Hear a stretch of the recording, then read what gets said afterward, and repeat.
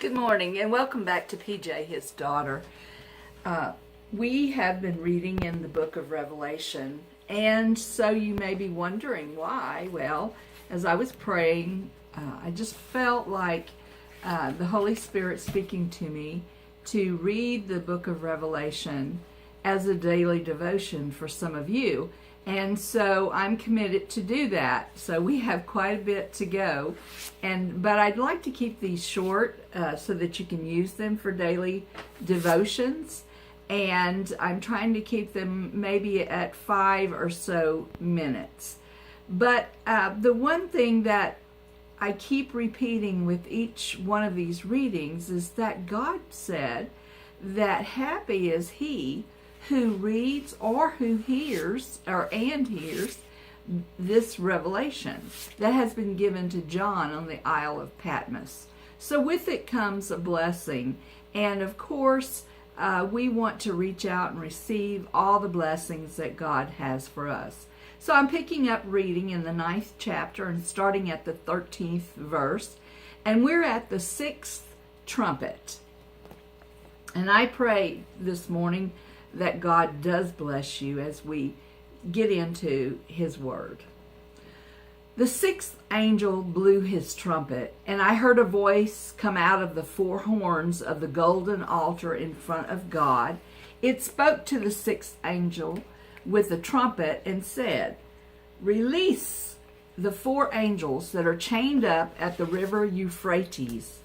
These 4 angels had been put there ready for this hour of this day of this month of this year, and now they are released to destroy 1/3 of the human race.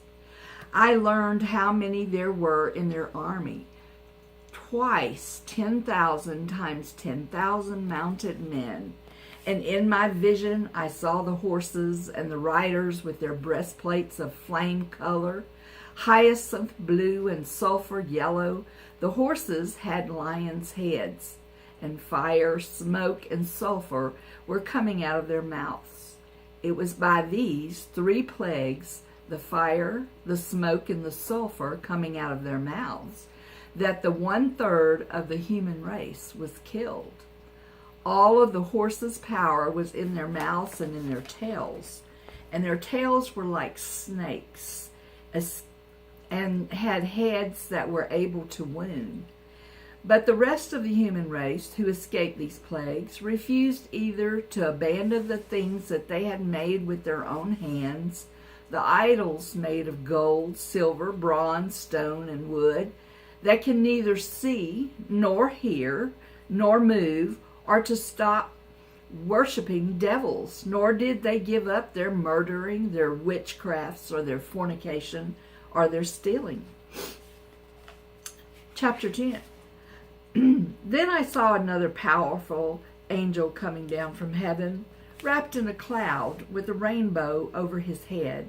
His face was like the sun, and his legs were pillars of fire.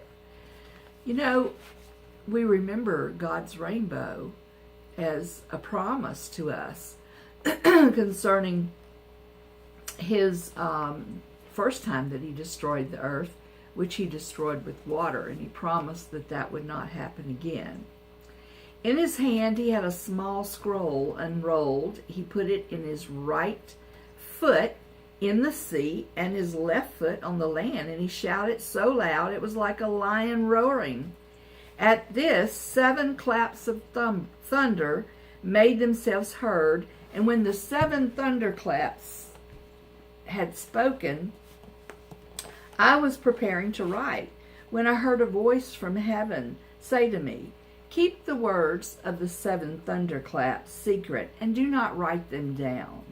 Then the angel that I had seen standing on the sea and the land raised his right hand to heaven and swore by the one who lives forever and ever, and made heaven and all that is in it, and the earth and all in it bears, and the sea and all it holds, the time of waiting is over. At the time when the 7th angel is heard sounding the trumpet, God's secret intention will be fulfilled, just as he announced in the good news told to his servants and his prophets. Then I heard the voice I had heard from heaven speaking to me.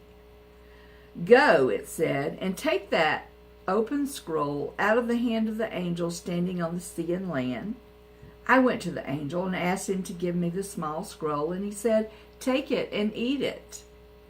It will turn your stomach sour, but in your mouth it will taste as sweet as honey. So I took it out of the angel's hand and swallowed it. It was as sweet as honey in my mouth, and when I had eaten it, my stomach turned sour.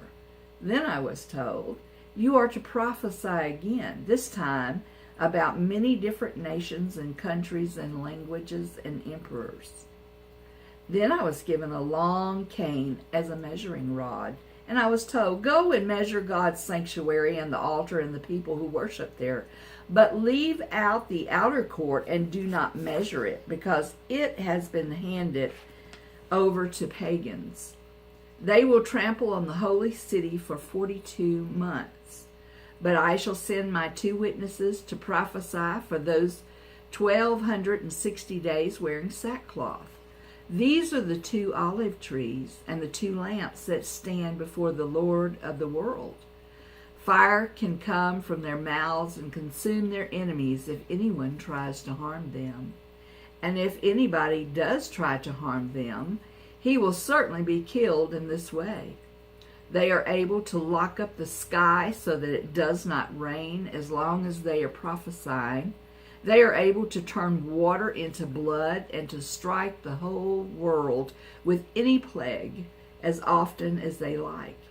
When they have completed their witnessing, the beast comes out of the abyss, is going to make war on them and overcome them and kill them. Their corpses will lie in the main street of the great city, known by the symbolic names of Sodom and Egypt, in which their Lord was crucified. Men out of every people, race, language, and nation will stare at their corpses for 3.5 days, not letting them be buried, and the people of the world will be glad about it and celebrate the event by giving presents to each other, because these 2 prophets have been a plague to the people of the world. After the 3.5 days, God breathed life into them, and they stood up. And everybody who saw it happen was terrified, as I would be. Then they heard a loud voice from heaven say to them, come up here. And while their enemies were watching, they went up to heaven in a cloud. Immediately there was a violent earthquake, and 1/10 of the city collapsed. 7,000 persons there were killed in the earthquake, and the survivors, overcome with fear, could only praise the God of heaven. And so we will stop at verse 13, chapter 10, and we will pick up in the next reading at the 7th trumpet, verse 14.